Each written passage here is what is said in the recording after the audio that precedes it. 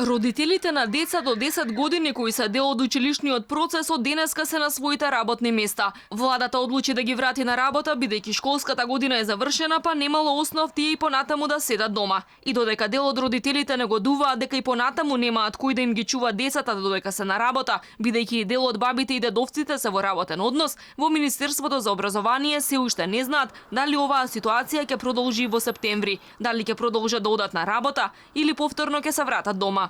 Дали и какви мерки ќе бидат донесени во септември во врска со ова прашање не би можеле да прејудицираме, бидејќи не може да се предвиди каква ќе биде состојбата со ширењето на вирусот COVID-19 во тој период.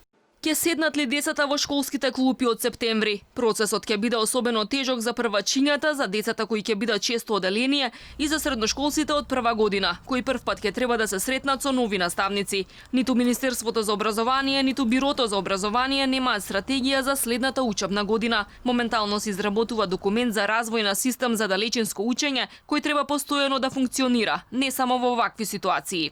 Ние уште сега преку еден инклузивен пристап на креирање решение се подготвуваме за постапување при секој евентуално сценарио, вклучително и за настава од далечина доколку ситуацијата го наложи тоа. Друго сценарио и најпосакувано е целосно нормализирање на наставата, односно спроведување на воспитно-образовниот процес како и до пред појавата на пандемијата, или пак реорганизација на истиот преку редуцирање на бројот на ученици во училница, воведување на смени во училиштата и слично. Сега директорите на училиштата и наставниците пополнуваат прашалник за да се детектираат позитивните и негативните аспекти на онлайн учењето. Родителите неколку месеци критикуваат дека децата по тешкиот наставен материјал можат да го совладаат директно од наставниците. Голем дел на ученици од руралните средини кои немаат стабилна интернет врска не можеа да следат онлайн настава, ниту пак оние кои доаѓаат од повеќе детни семејства кои поседуваат само еден компјутер.